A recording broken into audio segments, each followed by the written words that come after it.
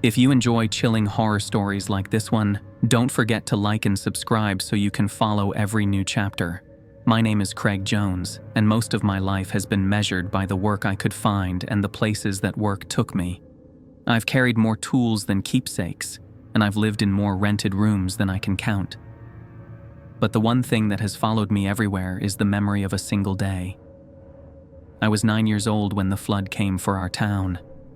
The rain had been falling for days, soaking the ground until it could drink no more.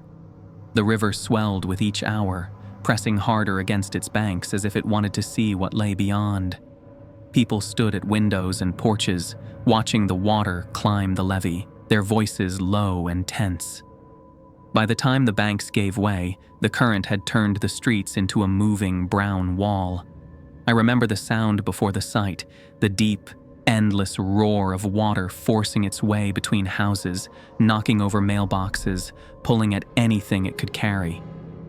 My mother yanked me up onto the roof, her grip so tight I could feel my pulse in her hands. I saw the grocery store break apart, the church steps vanish, and my cousin David, half swimming and half dragged, shouting my name. His voice was desperate but clear, until a churning wave folded over him and left nothing behind. The smell, mud, gasoline, wet wood, and something sharp like blood, has never left me.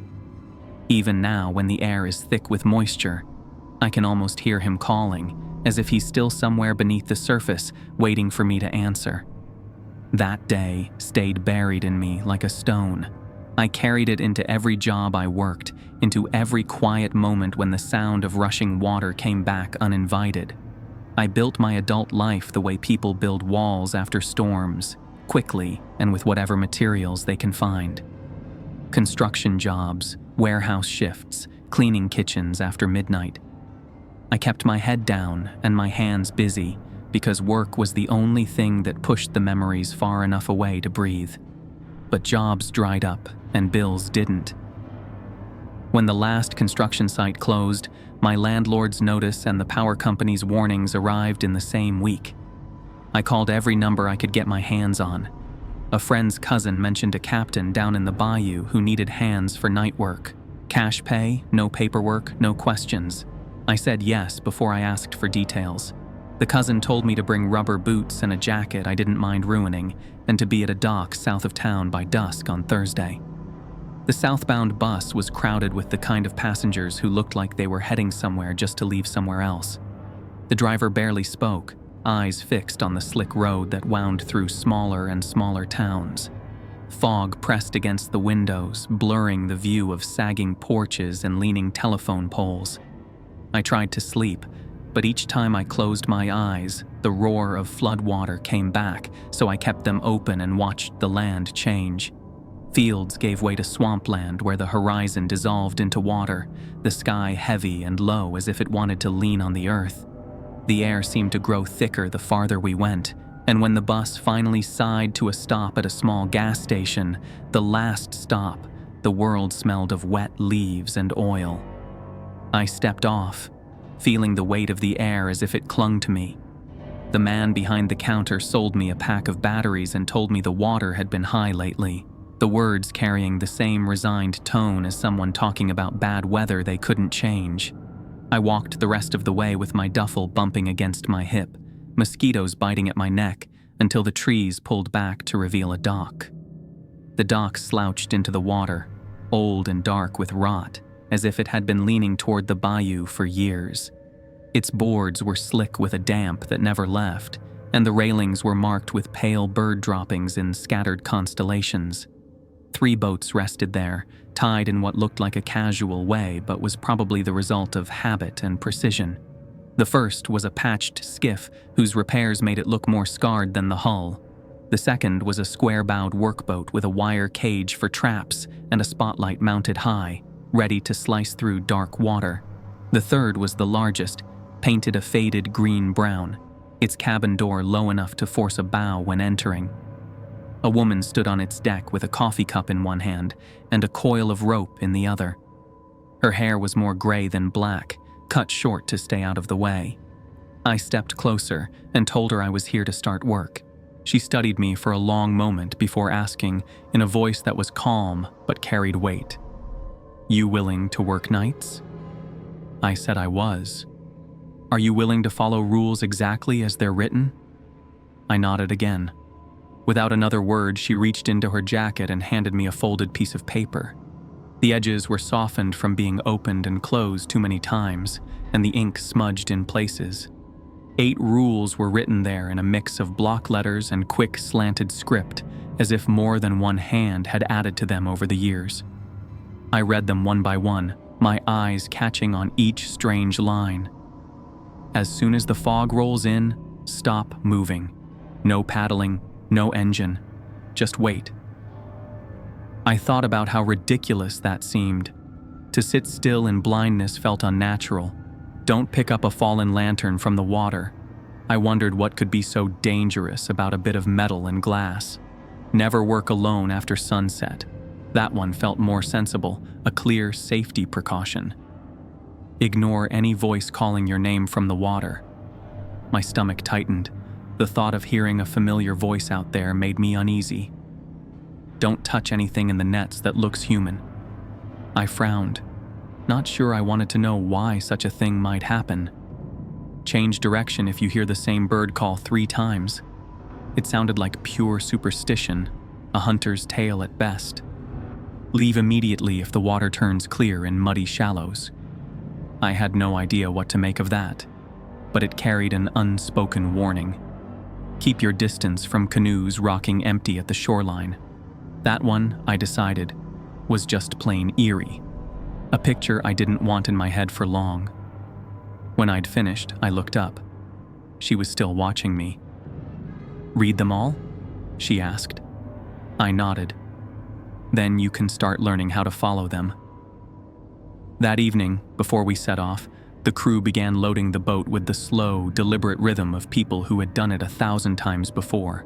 Heavy plastic tubs of bait, crates of preserved food, coils of rope, rolled nets, and weather-worn tools were passed hand to hand down the dock.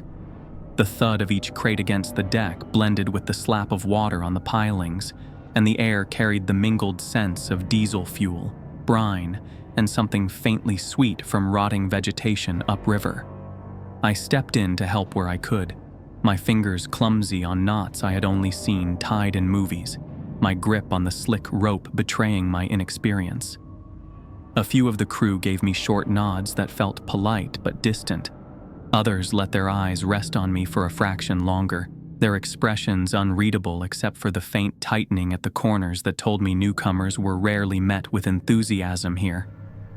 By the time the last of the supplies was lashed down, the sky had faded to a deep violet. We pushed away from the dock, the boat shifting under our feet as the current caught it. The engine's low hum was steady, almost soothing, as the shoreline slipped past in shades of black and silver. Night came fast on the bayou, the darkness flowing in from the tree line like a slow, inevitable tide. The air cooled against my skin, thick with the scent of moss and mud, and the trees seemed to lean closer as we moved forward, their roots and branches twisting into each other over the narrow waterways. Occasionally, we passed a break in the shoreline where the water narrowed into hidden channels, vanishing into shadow, and the surface of the bayou caught the moonlight in thin, quivering slivers that danced and disappeared as we went. Then, without warning, the fog came. It did not drift in softly or give any hint of its arrival. It surged forward over the bayou as if it had been crouched just out of sight, waiting for the moment to pounce, thick and sudden, swallowing the bow of the boat until even the nearest shapes dissolved into a uniform wall of gray. The others stopped exactly where they were, hands frozen in the middle of whatever task they had been doing. The oars, which had been cutting through the water in steady strokes, went still and rested limply on the surface. The engine gave a single sharp click as it was shut off, and in that instant a deep, unnatural stillness settled over the deck, the kind of quiet that makes you feel as if the world itself is holding its breath. I opened my mouth to say, "Can't see a thing. Should we fire up the motor?" but the look on the crew's faces and the heavy silence between them made the words falter before they could leave my lips. Every head was turned slightly toward the mist, listening. That was when I heard it. A faint, irregular splash somewhere out in front of us, the sound of something heavy moving just beneath the surface, shifting its weight as though circling. My fingers twitched toward the throttle by instinct, but one of the crew slowly turned, his eyes locking onto mine with a steady, unblinking warning that said more than any words ever could. Don't. In that moment, the first rule came rushing back to me, clear and absolute. Stop moving when the fog rolls in. Do not paddle. Do not start the engine, and simply wait. I kept my hands at my sides, the mist curling in cold tendrils around my neck and shoulders, muffling every sound until the only things I could hear were my own breathing and the quiet, tired creak of the boat's wet timbers beneath us.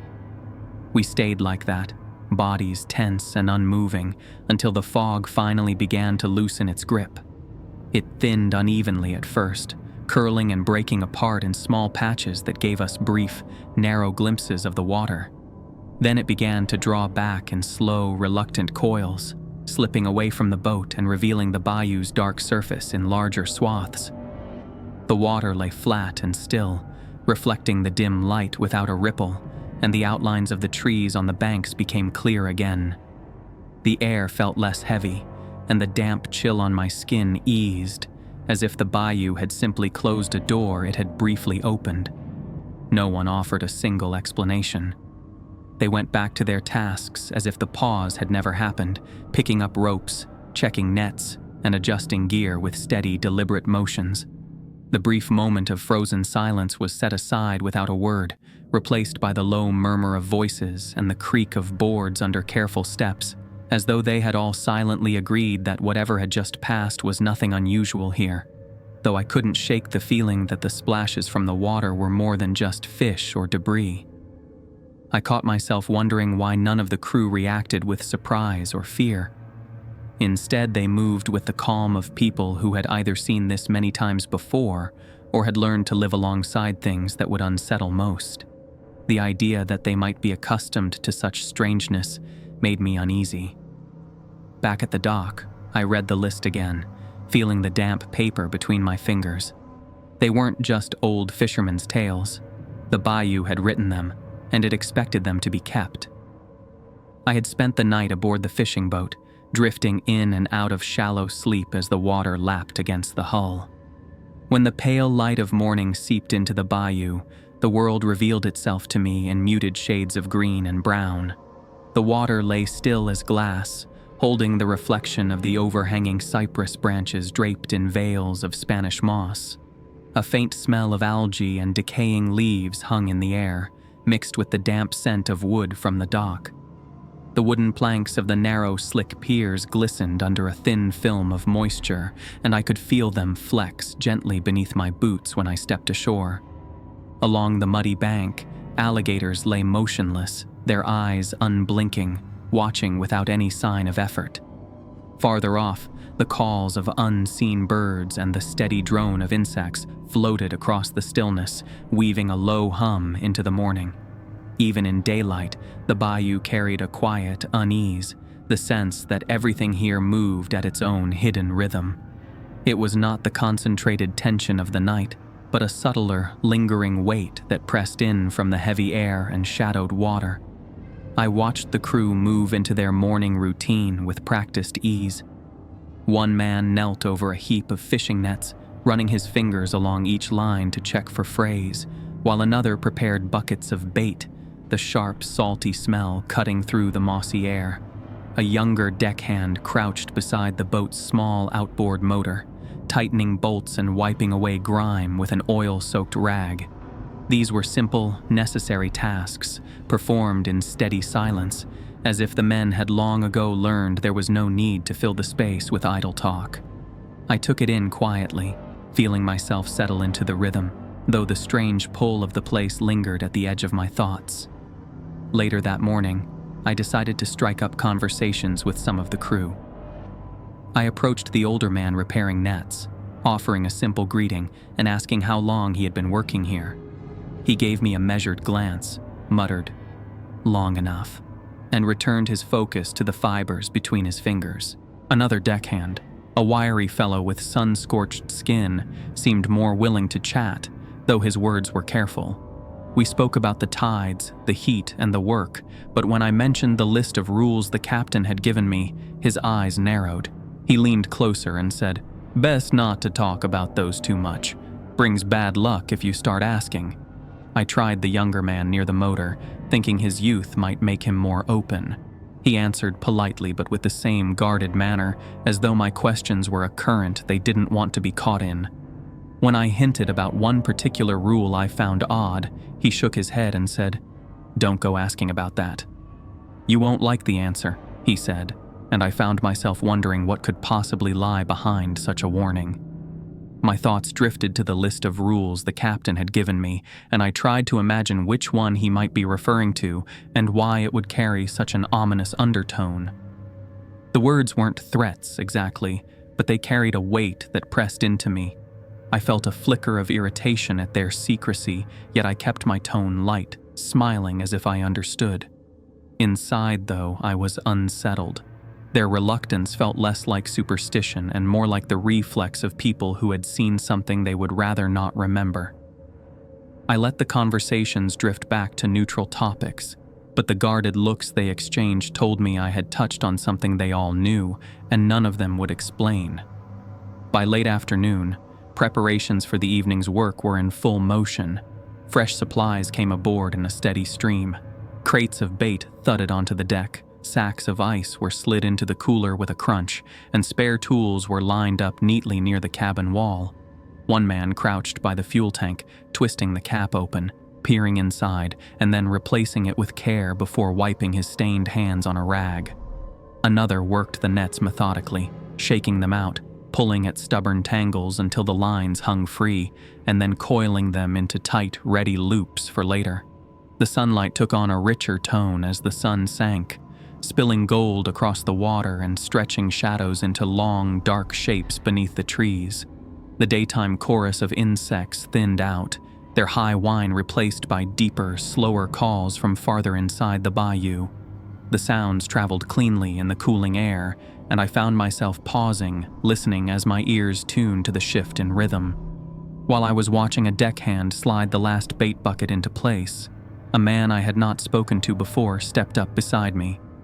His voice was steady, almost casual when he said, "Keep your eyes open tonight. Be a little more careful."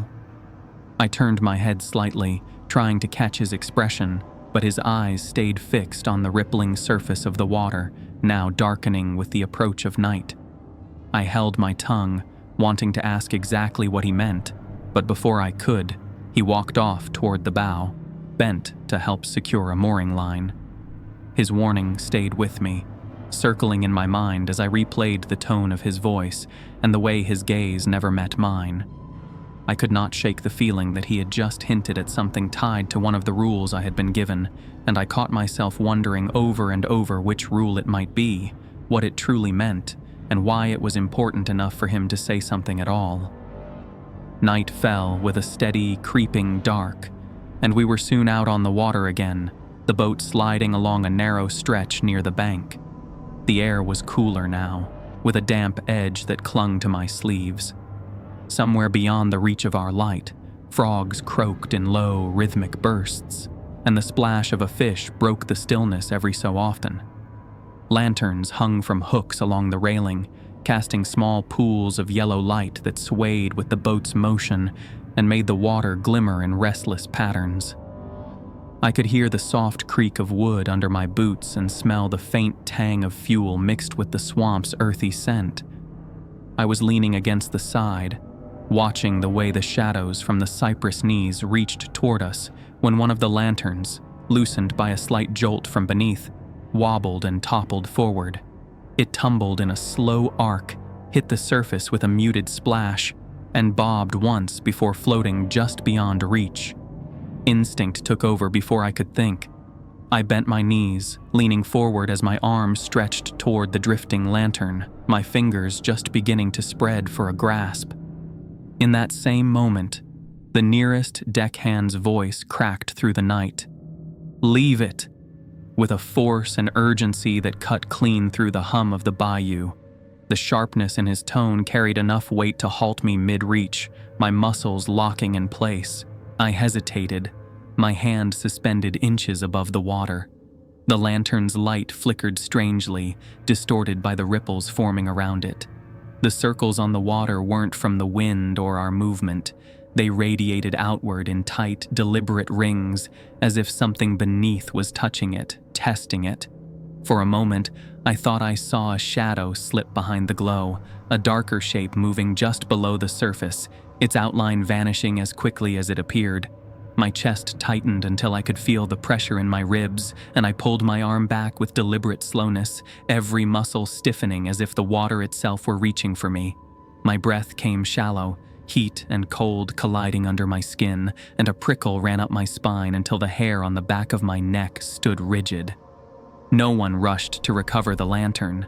Instead, the crew returned to their tasks without so much as a muttered curse. One man adjusted a net, another checked the motor's idle. The only sign of tension was in the way their shoulders seemed drawn a little tighter, their movements slightly more clipped. I realized I was gripping the rail hard enough for my knuckles to ache. I glanced back at the water, half expecting the lantern to sink, but it floated there, rocking gently, its glow reflecting off the surface in fractured streaks. My mind raced with questions. Why leave it? What harm could there be in pulling it back? And why did no one even look surprised? It wasn't that they didn't notice. They had seen this before, perhaps too many times, and knew better than to interfere. It dawned on me then that this must be one of the rules, though I didn't recall the exact number. I stayed quiet, my curiosity gnawing at me as the bayou seemed to close in with the weight of things left unspoken. I tried asking again while the boat drifted at idle, choosing a moment when the work slowed and the noise dropped, and I kept my voice even as I asked what usually happened when a lantern went over. The deckhand who had warned me away kept his eyes on the water and said that the bayou kept what it wanted, and he said it like a rule that did not come from any paper. Another crewman passed close with a coil of rope against his shoulder and told me to leave what the water took. Then he shifted his grip and moved on without a pause. I asked the captain when she stepped by to check the spacing of the nets, and she looked once toward the bank where the shadows were thick, then told me to mind the knots and keep the line clear of the prop, and her tone left no room for a second question. A woman near the stern adjusted a hook light and said I would go home with all my fingers if I learned to let certain things pass, and the way she said it did not carry bravado, it carried memory. Their evasions worked on me in a strange way. The more they dodged, the more my thoughts churned. Was it some aggressive fish? A gator that had learned to follow light? Or maybe the wreckage of something man-made, jagged metal waiting to catch the unwary? I tried to picture each scenario, weighing how any of them could justify the urgency in that shouted, "Leave it," and the deliberate way everyone avoided the subject. As the hours wore on, my curiosity tangled itself with a creeping unease. Each time the lantern swayed, I found myself staring at the shifting glows on the water, watching for movement that didn't match the boat's roll. My ears strained for any sound out of place, a splash too close, a swirl too loud. I could almost convince myself that the ripples earlier had been nothing unusual, almost. But the memory of that shadow made my skin prickle in a way I couldn't explain away. By the time the nets were hauled in and the evening's catch secured, the captain steered us toward the slow, winding return through the bayou. Yet instead of the familiar background chorus, the air seemed unusually still, as if the night itself were holding its breath. Cypress shadows clung closer to the banks, and the only sound was the soft lap of water against the hull. Halfway back, my eyes caught on something ahead.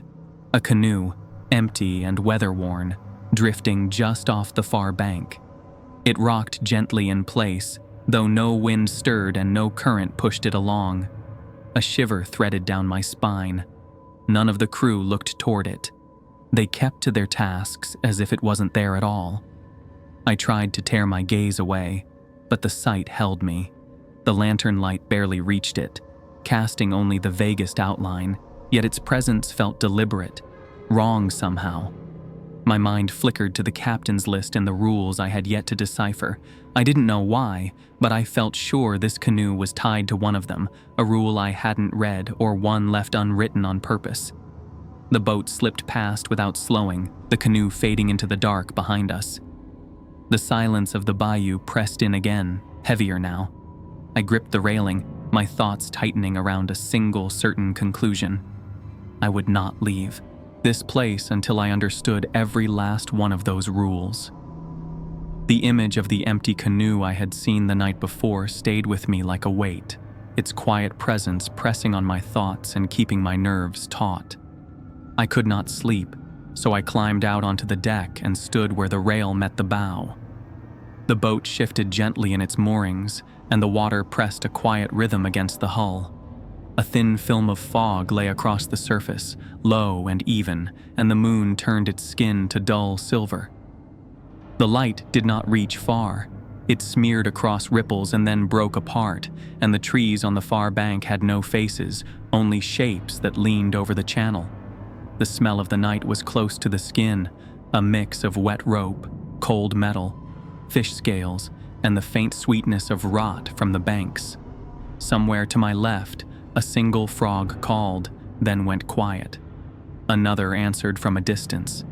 Between these sounds, there was a small pause that let me hear the dip and lift of a paddle far away, a soft entry and a softer pull that marked a steady pace. I kept my hands on the rail and let my eyes adjust.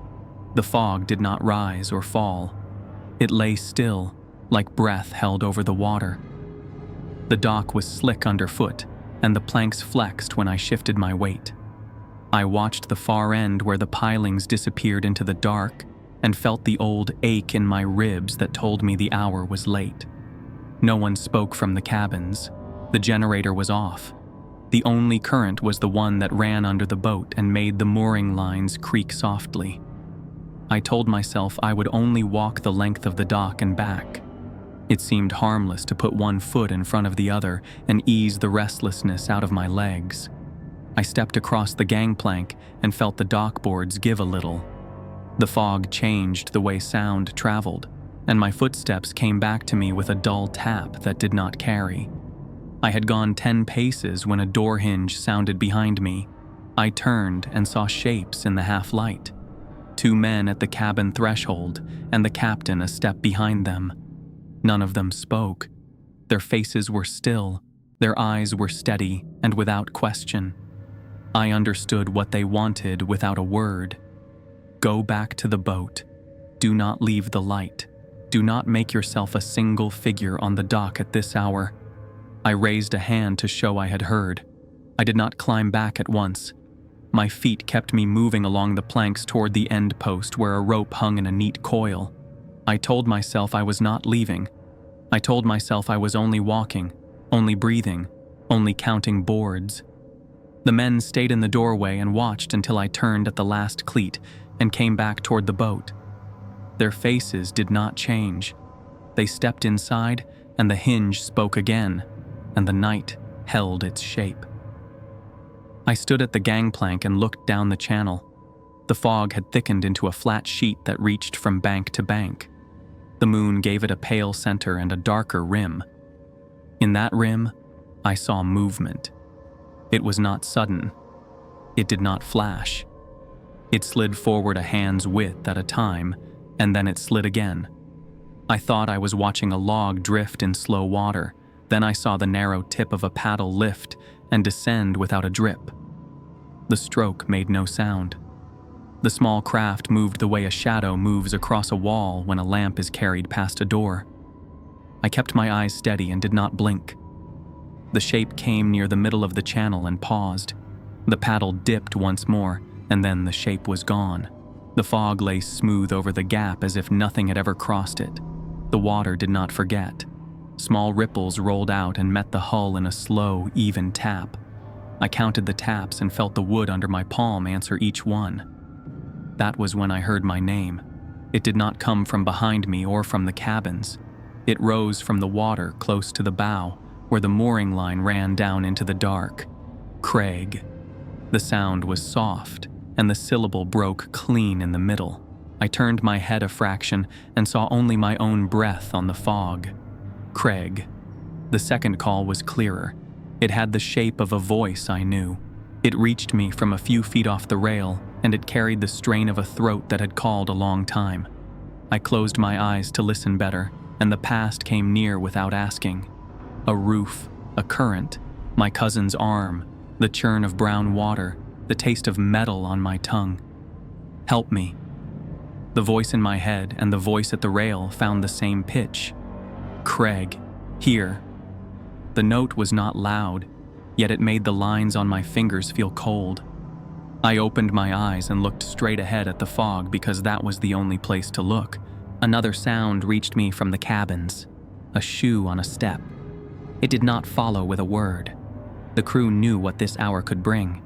The rule in my pocket had a line I could see in my mind without the paper. Ignore any voice that calls your name from the water. I said the line to myself once. I said it again, and I set my feet a little wider and kept my hands open on the rail. The voice came again, and it carried a name I had not said aloud in years. The tone belonged to family. It sounded tired and wet and close. Craig, look at me. I held my gaze on the fog and counted my breaths. I made each one slow so that I could hear it. I heard a soft bump against the post below. I heard a string of small bubbles break on the surface and brush the hull. I heard the word please. It came up through the fog and found the top of the rail like fingers seeking a hold. My chest drew tight and stayed that way. I thought about what would come if I answered. I pictured a hand where no hand should be. I pictured a face where no face could live. I pictured the clean fall of a body into water that took more than it gave. I turned these pictures into plain orders.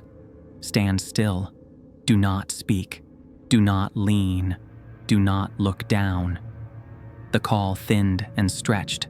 It said my name once more and then broke into a low hum, as if the throat that made it had sunk a little. The ripples near the bow softened and ran themselves flat. The frog on the bank called again, and from far down the channel the paddle lifted and dipped once, and the faint pull of water reached my ear and then was gone. I backed a step from the rail.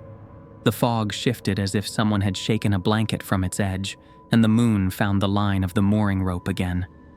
I glanced toward the cabin and saw the captain in the doorway. She did not ask, and I did not tell. I crossed the gangplank and stood in the spill of light from the open door until my breath steadied. The crew went inside, and I followed. No one spoke as we settled into our bunks. Sleep did not come, so I lay on my back and watched the shape of the ceiling change as the boat moved. Every few minutes I heard a soft tap against the hull, and each time I counted to 10 and then to 20 to see if it would return. It did not repeat in a pattern I could name. I thought of the canoe from the night before. I thought of the lantern in the water and the rings that had kissed its glass. I thought of the rule about working alone after sunset, and of the eyes at the cabin door when I stepped onto the dock. Their look had carried a single request. Do not split the night into separate pieces. Stay where a voice from the water has no straight path to reach you. I turned on my side and watched the doorway, and told myself I would wait for dawn. The air in the cabin tasted of wood and old coffee and the salt from wet clothes. I set the folded paper with the rules on my chest and read the fourth line again in my head. Ignore any voice calling your name from the water. Then I made a promise I could keep. I would learn each rule without skipping any, and I would add the parts that were not written down. I would not leave this place until I could say the list back to the bayou in the same voice it used with me. Morning would come when it chose, so I let the thought settle and closed my eyes. Before sleep reached me, a line formed in my mind and held there. Sometimes, no answer is safer than the truth you go looking for. I said it once more. and the tapping at the hull moved away into the rest of the night. That morning, the memory of the previous night's water sounds and whispered voices clung to me like a damp shroud, each fragment of sound replaying in my head. The bayou air was heavier than before, thick with humidity and the faint, sour, sweet smell of stagnant water. I woke early, yet the crew was already moving on deck, their silence unnatural. Boots thudded softly against the planks, ropes creaked under steady, deliberate hands, and below us, the water lapped in a slow, almost watchful rhythm. Drawn by that oppressive quiet, I stepped out to watch. Faces stayed turned toward their work, but there was a weight in the air, as if every man there shared a warning they dared not speak aloud. By mid-morning, the nets were finally prepared for hauling, the damp ropes coiled neatly and the wooden pulleys groaning softly with each shift of the vessel. The captain offered a brief, almost imperceptible nod, and we moved together in a slow, synchronized rhythm, leaning our weight into the ropes and pulling hand over hand, the coarse fibers biting into our palms. The net emerged reluctantly, water streaming from its sides in glistening sheets. The first load that broke the surface seemed harmless enough. Fat catfish thrashing weakly, clumps of tangled weeds swaying like drowned hair, and jagged bits of broken shell catching the pale light. Then came a section that felt heavier, the net dragging as if hooked on something that refused to surface. We heaved again, and it broke water. At first glance, what surfaced in the dripping net looked disturbingly like a human being, and that sight made my stomach knot. The head lolled forward as though the neck could barely hold it, long strands of wet hair plastered flat against a chalk-pale face whose skin seemed almost translucent. One narrow shoulder jutted sharply, followed by an arm so thin and unnaturally long that it seemed stretched by something inhuman. Every movement of the boat made that limb sway in the water, the joints bending too far in the wrong places.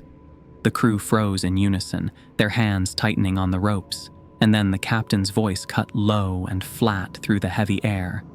"Don't touch anything in the nets that looks human." I knew the rule. I had read it more than once, but with that pale figure swaying there, it felt absurd to simply stand and watch. If it was a person, logic screamed that we should pull them to safety. My eyes caught the faintest movement. The hand twitched, the fingers curling slightly in the current. Before the thought was complete, I stepped forward, leaned over the gunwale, and reached toward it. The change came in a violent rush, so sudden it felt like the air itself snapped. The arm shot upward with such brutal force that the net's wooden frame groaned and warped, the sound sharp in my ears. Its fingers locked around my wrist, the skin icy and slick as if coated in slime, each nail hard and ridged like a seashell's edge, pressing deep enough to bruise. I tried to wrench back, muscles straining, but before I could break free, one of the deckhands hurled himself between us, bellowing in alarm. He swung the boat hook in a wide arc that cracked against the thing's forearm, making it jerk and loosen its grip just enough for me to stumble back. Its head snapped upright with unnatural speed, the motion whipping strands of wet hair from its face. Two eyes rolled open, cloudy, pale, and empty of pupils, fixing on me with a dead, unblinking stare. Its jaw stretched wide in a grotesque, soundless scream, the muscles in its throat vibrating so violently that the metal rail beneath my hand thrummed with the resonance. Then it attacked.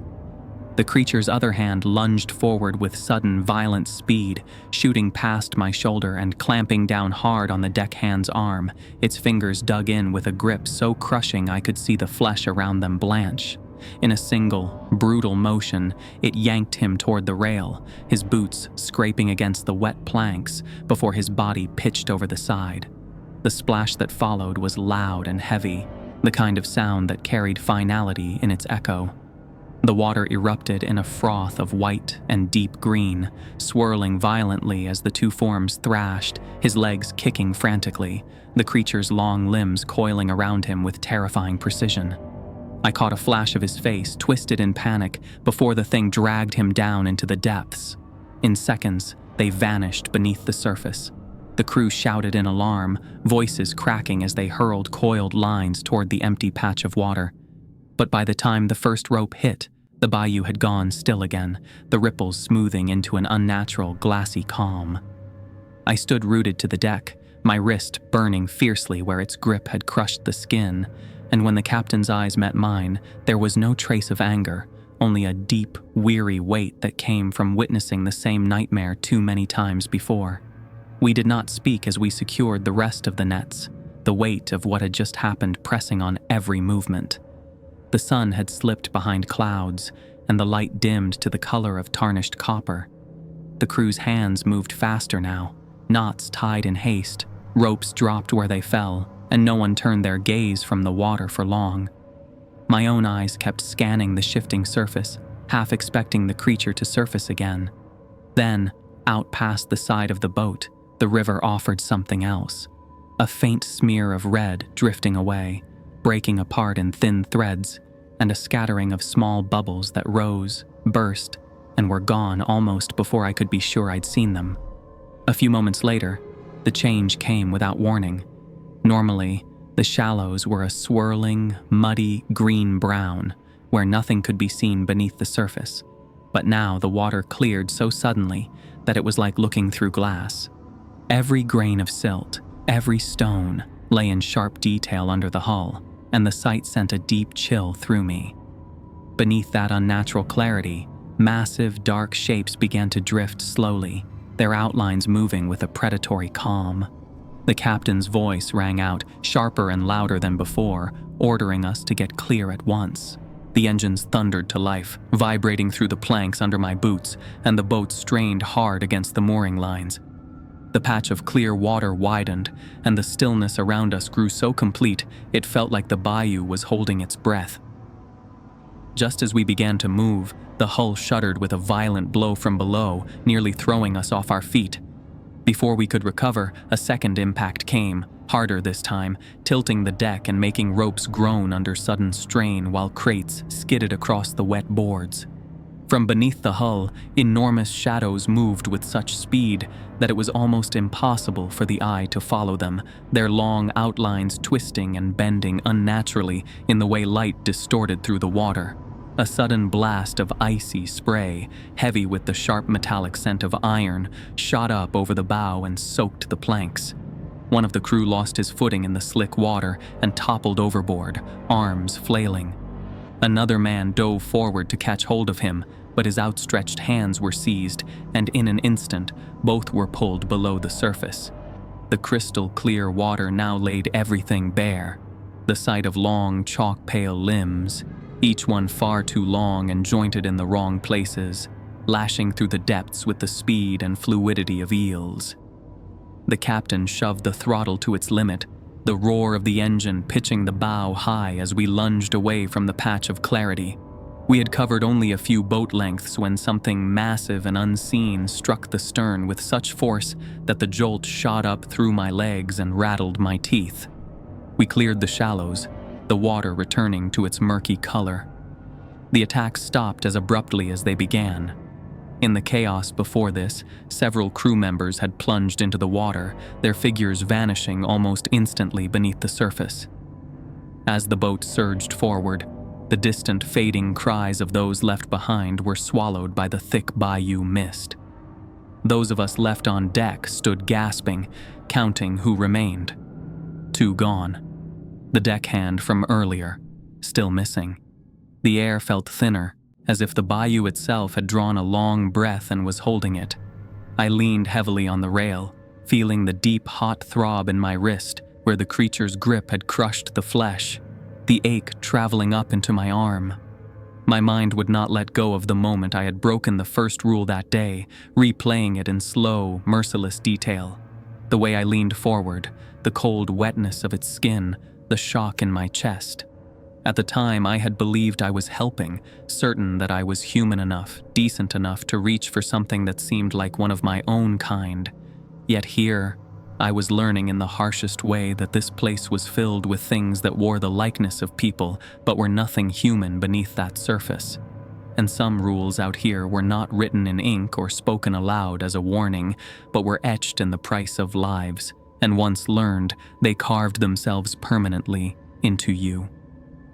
The air in the bayou felt noticeably heavier and denser on the morning after the attack, almost as if it were pressing down on my skin. The mist hung thicker than I had ever seen it, moving in slow, heavy veils that crept between the trees and blurred their outlines into soft, shifting shapes. My sleep had been light and fragmented, broken into uneasy stretches filled with vivid, half-formed dreams in which pale, human-like limbs reached out of the dark water toward me, their fingers curling just short of my skin. By the time I finally stepped off the boat and onto the muddy, uneven bank, each step making a soft sucking sound in the wet ground, my muscles felt weighed down and sluggish, yet my mind pulsed with a restless, almost agitated energy. I carried too many questions to count, and my patience for the captain's half-answers had worn thin enough to snap. The only path forward was a narrow trail that disappeared into the dense cypress forest. Spanish moss hung in heavy curtains, and the air smelled of wet earth and something faintly metallic, like rusted iron. The captain had told me only one thing before I set off. Keep your ears open and remember the rules.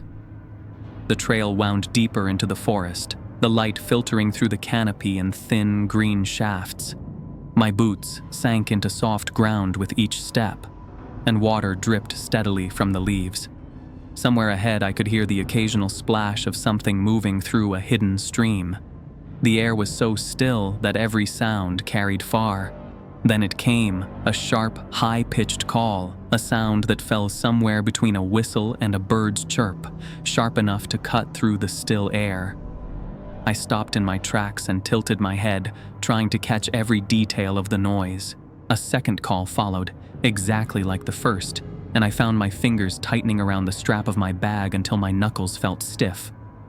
When the third call came, stretched just a moment longer than the others, the memory of the rule surged into my mind with the suddenness and bite of plunging into cold water. Change direction. I slowly turned my body in a full circle, scanning for any other route.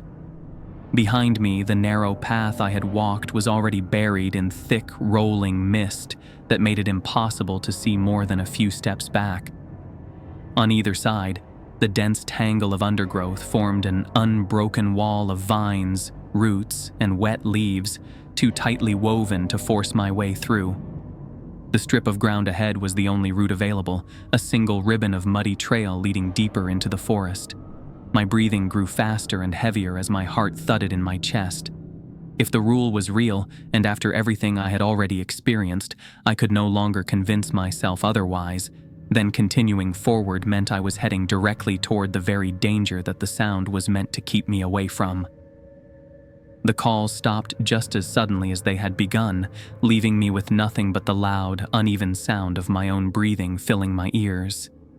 I kept walking at a steady but cautious pace, my eyes moving slowly from one dark space to another, carefully searching every shadow for the slightest sign of movement. The trees ahead and to either side seemed to lean inward, their thick trunks covered in slick, glistening moss that made the air smell of damp, rotting wood. My skin prickled with a creeping sensation, the kind that comes when you know without doubt that unseen eyes are fixed on you from somewhere close. After what felt like an hour, the trail opened into a small clearing. In the center stood a wooden cabin, its roof sagging under the weight of moss and damp leaves. The walls were patched with mismatched boards, and the single window was clouded with grime. A faint ribbon of smoke curled from the chimney, carrying the smell of burning herbs. I stepped closer to the cabin, feeling the damp ground give way under my boots until they sank deep enough for mud to cling heavily to the leather. The wet earth made a faint sucking noise with each slow movement forward. Before I could lift my hand to knock, the wooden door eased open on rusted hinges, releasing a faint smell of smoke and old wood. In the doorway stood a woman whose hair hung in a long, tangled mass of gray streaked with uneven lines of black, strands falling over the sides of her face and brushing her shoulders. Her eyes were a sharp, steady green that never wavered, watching me without blinking for several long seconds. She wore a faded dress that had once been dark blue but had been washed to a dull, uneven shade, and over her shoulders rested a thick wool shawl carrying the lingering scent of wood smoke. When she finally spoke, her voice came out low, rough and deliberate, each word seeming to scrape slightly in her throat. "You shouldn't be here alone." Something about her face tugged at my memory. It was in the eyes, the same cold green as the captain's. "You're her sister," I said before I could stop myself. Her mouth twitched into something that wasn't quite a smile. "Come inside. We'll talk before the forest decides it's had enough of you." Inside, the cabin was dim and cluttered. Bundles of dried herbs hung from the rafters, and shelves were crowded with jars of cloudy liquid, animal bones, and stones carved with strange symbols. The air was thick with the scent of sage and something sharper, almost medicinal. She poured a dark liquid from a kettle into 2 chipped mugs and slid one toward me. "Drink. It will keep the forest from knowing your scent for a while." I hesitated. "The bird calls 3 times. What does it mean?" Her gaze held mine for a long moment. "It means you are marked. Something knows you are here and is deciding whether to follow." A shiver ran down my spine. But I couldn't change direction. The path. "Then you mask yourself," she interrupted. From a shelf, she took down a small jar filled with a thick green paste. She unscrewed the lid, and the smell of crushed leaves and resin filled the air. "Rub this on your wrists, neck, and the soles of your feet. It confuses the ones that hunt by scent." I did as she instructed, the paste cool and slightly gritty against my skin. "What hunts out here? Things that wear the shape of what you trust," she said. "You've already seen one." She turned to a wooden chest in the corner and lifted the lid. Inside was a roll of yellowed parchment. She spread it across the table, revealing a map of the bayou, covered in hand-drawn symbols. Circles marked certain bends in the river, and jagged lines cut through the forest. "These are places you do not go," she said, tapping one of the circles. "This one breathes. The ground will open under you, and you will be gone before you can scream." Her finger moved to another mark. "Here, the water is clear no matter the season. That means the deep ones are feeding." I studied the map, trying to commit each mark to memory. "Why are you helping me?" She met my eyes again. "Because my sister brought you here, and she doesn't bring people unless the bayou has a use for them. I'm giving you a chance to decide whether you want to be used." The rest of the afternoon went by with her telling me one detailed story after another, some of them sounding like direct warnings, and others more like careful instructions I would need to remember. She described each of the rules in full, explaining the signs I should watch for and giving examples of how the bayou could change a person's sense of time and direction until they could no longer tell how long they had been walking or which way they were headed. With every account she shared, I began to understand more clearly that there was a larger pattern connecting all of it, one that could explain the voices I had heard whispering in the darkness at night, the strange shapes and movements I had seen in the water, and even the captain's constant refusal to speak openly about what was happening. By the time the light began to fade, she was lighting a row of candles along the windowsill.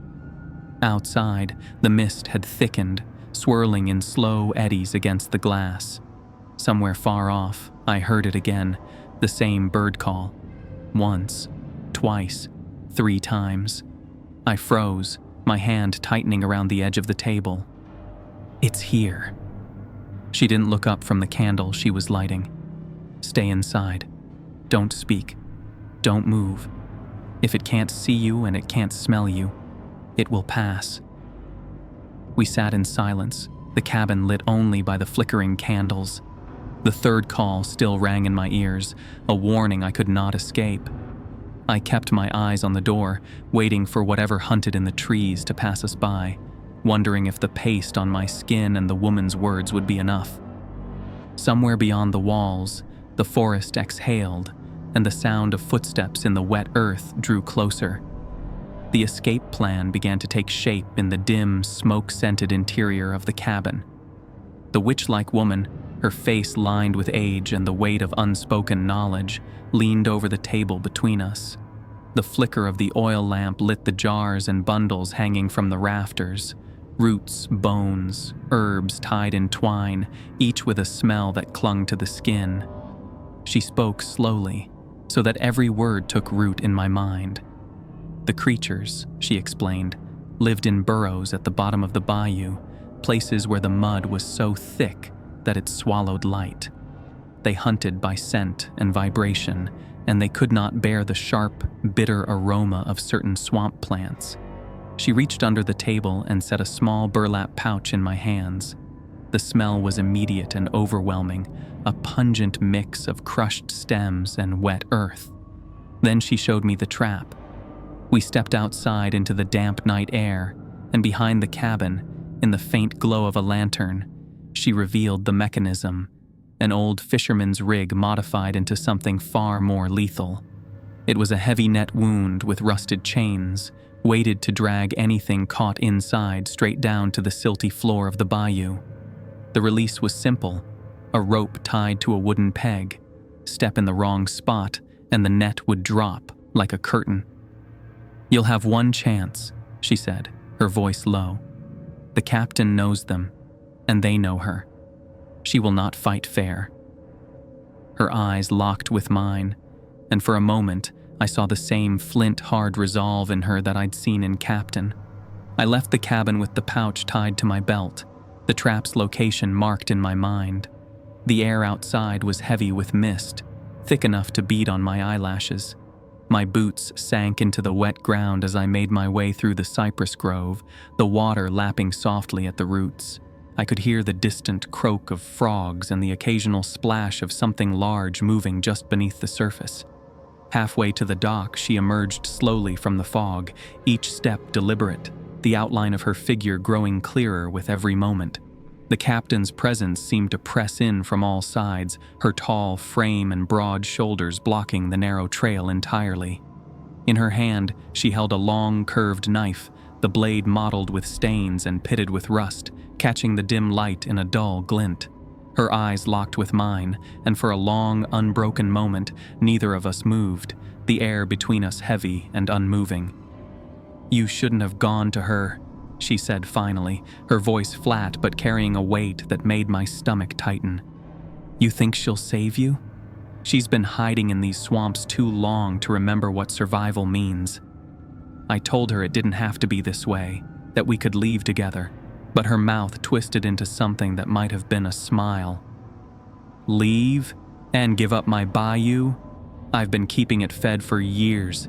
Every soul I've given it kept the rest of us safe." The words settled like lead in my chest. All the missing people, the strange disappearances. They had been deliberate acts, intentional sacrifices given to the bayou. We closed the distance between us in an instant, the humid air pressing against my skin as if trying to slow my movements. She lunged forward with the long, curved knife in a sudden burst of speed, the mottled blade swinging toward me with dangerous precision, and I managed to catch her wrist with both hands, feeling the tense muscles straining beneath my grip as the metal passed only inches from my ribs. Our bodies locked in a fierce struggle, our boots slipping and sliding through the thick mud with each desperate shift of balance, our breathing coming in harsh, uneven bursts that filled the space between us. The momentum of our fight carried us step by step toward the edge of the water, where the soaked ground grew unstable beneath our weight and began to crumble away underfoot. That's when I heard it, the deep, hollow glug of bubbles rising through the murk. The surface broke in several places at once, and from below, the creatures emerged. They were larger than I had imagined, their bodies a grotesque combination of human and fish, with slick, scaled skin stretched over thick muscle. Their eyes were pale and lidless, and their mouths gaped to show rows of jagged teeth. The captain shouted to them in a strange, guttural tone, and they moved toward us, the water rippling with their approach. I yanked the pouch from my belt and tore it open. The scent filled the air, sharp and acrid, cutting through the swamp's natural stench. The creatures halted, their heads twitching as if uncertain. Some sank slightly back into the water, their mouths snapping in agitation. The captain's face twisted in fury, her lips curling back as if the words themselves tasted bitter. "What have you done?" she demanded in a voice that cut sharply through the thick air, lunging forward with renewed aggression. I stepped back in a slow, measured way, my boots sinking slightly into the damp ground, each movement drawing her closer to the patch of reeds where I knew the trap lay hidden beneath the surface.